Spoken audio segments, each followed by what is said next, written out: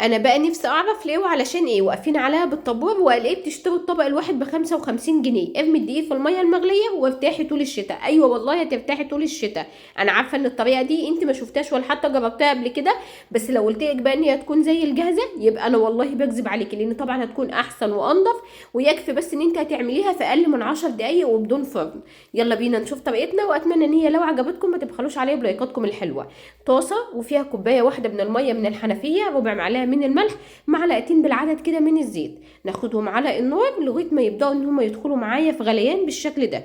اول ما هيدخلوا معايا في الغليان على طول هبدا ان انا اجيب كوبايه واحده من الدقيق، والكوبايه اللي انا بستخدمها للدقيق هي نفس الكوبايه اللي انا ضفت بيها الميه على طول. تمام. هاخد كوبايه الدقيق وهنخلها، وخطوه ان احنا ندخل الدقيق دي خطوه مهمه. هاخد الكوبايه دي تاني وارجعها كده في الكوبايه وانزلها كده في الميه اللي كانت بتغلي. بصوا مش بطفي النار، انا بطفي النار اما اتاكد ان خلاص الدقيق داب مع الميه، ببدا ان انا اطفي النار كده خلاص. تمام كده. ونقلب بقى كويس قوي عشان ما يحصلش فيه اي تكتلات. طول ما احنا بنقلب وهو سخن مش بيحصل اي تكتلات.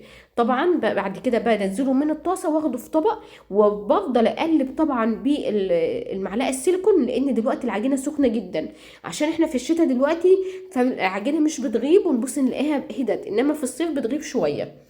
بفضل ان انا اقلب برضو كده في العجينه لغايه ما الاقي ان ايدي تستحملها، هي طبعا لسه سخنه شويه.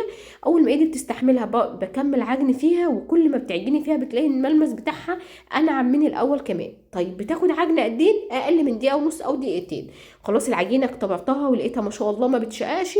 باخد العجينه دي بقى وببدا ان انا اكورها لكور بالشكل ده كده، كور على طول، وكلها تكون كور متساويه. بعد ما هشكل كل العجينه اللي معايا كور، هبدا ان انا اخد كل كوره معايا وببدا ان انا اعملها ابلها بالشكل اللي انتوا شايفينه قدامكم ده. اظن مفيش اسهل من كده، والعجينه كمان ناعمه قوي، فالشغل فيها ممتع بشكل مش هتتخيلوه ابدا. بعد ما عملتها كلها صوابع بالشكل ده كده، معايا مشط المطبخ ده بقى انا بخصصه للمطبخ وبس. يعني هو انا كنت جايباه زمان يعني ب2 جنيه ونص، دلوقتي ممكن تلاقوه مثلا ب5 او ب6، بس استخدميه للمطبخ وبس. ببدا ان انا اعمل بيه اشكال، يا اما نسيبها طوليه بالشكل اللي انتوا هتشوفوه معايا ده، او ان احنا نعملها زي الخاتم، او تعمليها اسوره وتلفيها رول بالشكل ده. الاشكال كتير وطرق التشكيل اكتر. وعاوزه اقولك ان كمان مش لازم تشكلي بمشبك، ممكن تعملي بشوكه، ممكن تعملي بالمعلقه، ممكن تعملي بالمصفى، يعني ممكن تشكلي اشكال كتير.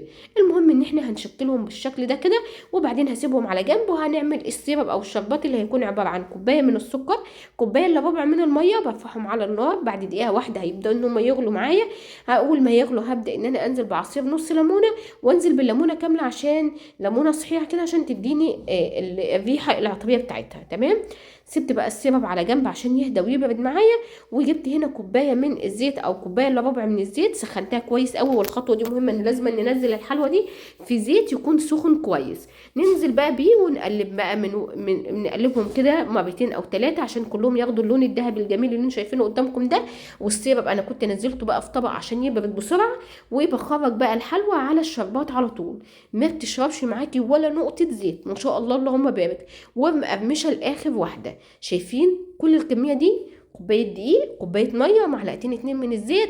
عملنا السيرب او الشربات، وممكن يكون عندك اصلا متبقى عندك شويه في التلاجة، وبتطلع معاكي احلى من الجاهزه بكتير. يكفي بس ان انت تاكليها بقرمشتها كده وهي شاربه من الشربات حلوه قوي. واظن بقى تسلم ايدك يا لولا.